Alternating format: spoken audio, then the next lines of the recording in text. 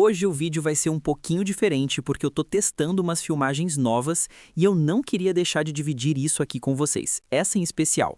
Essa foi a primeira cidade medieval que eu conheci na vida de verdade e eu fiquei completamente fascinado. Então hoje eu vou apresentar para vocês uma cidadezinha que fica a mais ou menos 1h30 de Barcelona, combinando trem e ônibus, ou pouco mais de 1h40 minutos de carro. É um lugar que parece que o tempo simplesmente não passou, tá tudo ali, bem do jeitinho de quando foi construído. O nome dela é Peratallada. Peratallada está localizada na província de Girona, na região do Baix Empordà, uma área conhecida por reunir algumas das vilas medievais mais bem preservadas de toda a Catalunha. Mas Peratallada tem uma coisa que diferencia ela de todas as outras. Ela não foi apenas construída de pedra, ela foi esculpida. E quando eu falo esculpida, não é força de expressão, não. Peratallada vem do catalão antigo e significa literalmente pedra talhada. Aqui isso é real. Ruas, fossos, desníveis e sistemas inteiros de defesa foram escavados diretamente no maciço rochoso natural do terreno.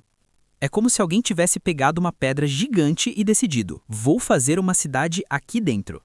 As primeiras referências documentais de Peratallada aparecem por volta do ano 968. Vocês têm noção do que é isso? O Império Romano já tinha caído há uns 500 anos, os vikings ainda rodavam pela Europa e Paris e Londres ainda eram praticamente cidadezinhas. Enquanto Barcelona medieval ainda estava se consolidando como um porto importante da Espanha, Peratallada já era uma fortaleza estratégica no interior, protegendo terras agrícolas e rotas comerciais locais.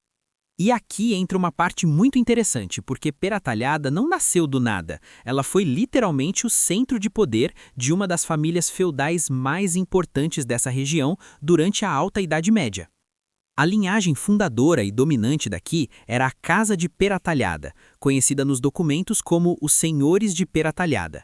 O sobrenome original era exatamente esse, Peratallada, porque na época o nome da família vinha do território que ela controlava. Esses senhores faziam parte da nobreza catalã medieval e tinham autoridade militar, econômica e política sobre toda a área rural ao redor. Eles controlavam impostos, terras agrícolas, rotas comerciais e eram responsáveis pela defesa da região. Com o tempo, essa família se conecta com outras casas nobres e maiores do Empordà e da Catalunha, como os Cruïlles, os Cardona e, mais tarde, os Requesens. Inclusive, muitos historiadores apontam que o castelo e as muralhas que vemos hoje foram consolidados justamente no período em que a Casa de Peratallada se une por alianças matrimoniais com os barões de Cruïlles, uma das linhagens mais fortes da comarca. E isso é muito louco, porque Peratallada não era só um vilarejo bonito, era uma peça estratégica dentro do sistema feudal catalão. A família principal governava daqui como um pequeno centro de poder rural. Ao longo dos séculos, muitas propriedades foram passando para outras famílias nobres da região, mas o mais impressionante é que Peratallada nunca perdeu completamente sua continuidade humana. Muitas famílias locais, camponesas e artesãs permaneceram ali por gerações com os mesmos sobrenomes tradicionais do Empordà, como Ferrer, Pug, Serra, Vila Roca, Massó e Figueiras, que ainda aparecem em registros municipais e cemitérios da região. Não significa que todas moram dentro das muralhas hoje, mas são famílias históricas que sempre estiveram ligadas à vila e às terras ao redor. Peratallada sempre foi um lugar de poucas famílias, mas muito enraizadas. Não é uma vila que se reinventou com migração em massa. Ela preservou não só pedra, mas também uma comunidade histórica. Muitas casas que você vê hoje pertencem a linhagens rurais, que viveram ali durante séculos, ligadas à agricultura, vinhos, azeites e criação de animais. Isso dá uma sensação muito real de que não é cenário, é vida mesmo. Entre os séculos XI e XIII, a cidade vive o seu auge. A Catalunha atravessava conflitos constantes, disputas entre senhores feudais, ameaças externas e reorganização de poder. E Peratallada não era só um vilarejo residencial, ela era uma fortaleza mesmo. No centro da vila está o castelo, que começou a ser construído no século XI, e o elemento mais marcante é a Torre del Omenate, a Torre de Menagem, que tem cerca de 20 metros de altura, uma das maiores de todos os feudos da região, representando seu grande poder. Em caso de invasão, era o último refúgio. Mulheres, crianças, documentos e bens valiosos, tudo ia para lá na hora das batalhas. Agora um detalhe que pouca gente percebe. O sistema defensivo de Peratalhada é um dos mais singulares da Idade Média Europeia. Em vez de fossos com água, aqui o fosso foi escavado diretamente na rocha. Um corte profundo, seco, irregular e impossível de atravessar com cavalos, torres móveis ou máquinas de cerco. A própria geologia virou uma arma. Doideira! E o traçado das ruas também foi pensado para defesa. Muitas ruas te levam para lugares onde você fica com pouca visão lateral e quem entra sem conhecer se perde fácil.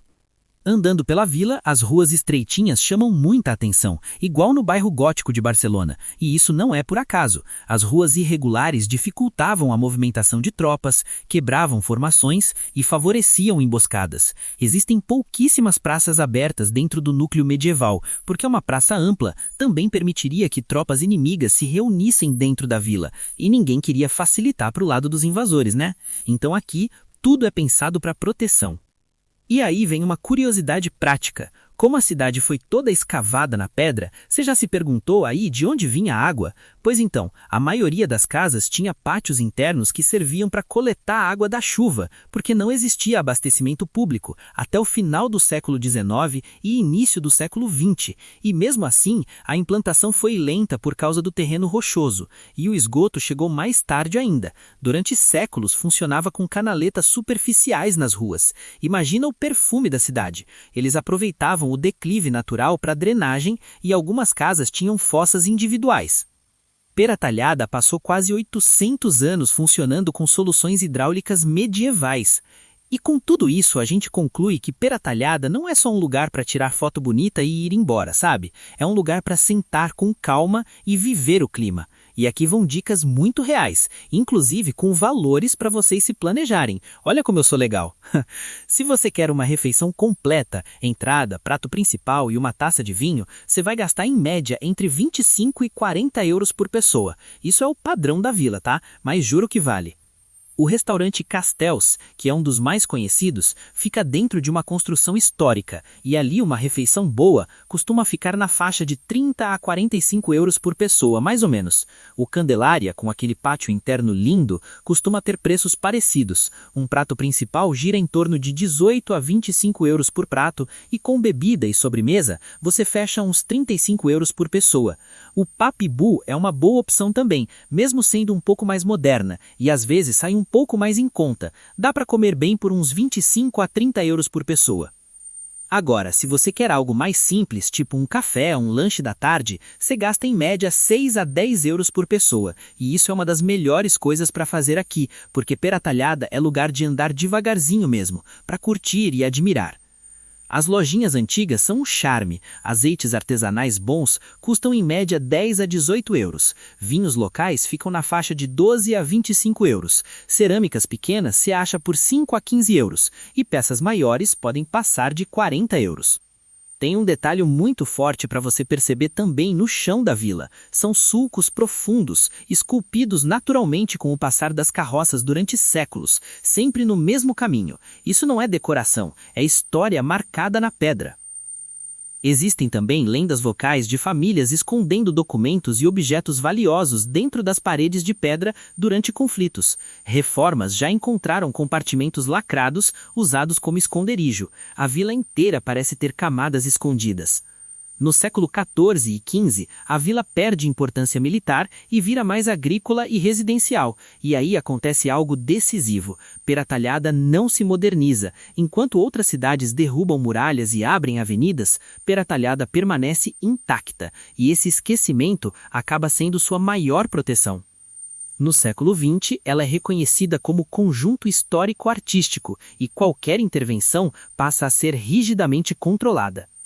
E um detalhe essencial, Peratalhada não é cenográfica, as pessoas vivem aqui, muitas descendentes diretas dessas famílias rurais antigas do Empordà. Você vê moradores conversando na porta, crianças brincando, vida acontecendo, dentro das paredes medievais.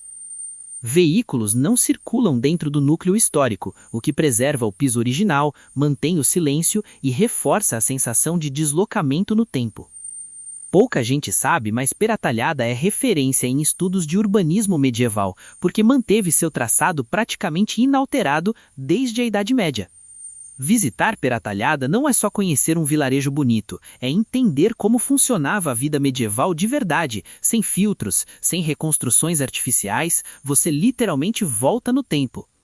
E se você está em Barcelona, quer sair do óbvio, fugir das rotas turísticas tradicionais e entrar num lugar onde o passado ainda está presente em cada passo, Peratalhada não é só um destino, é uma experiência histórica viva, vale demais.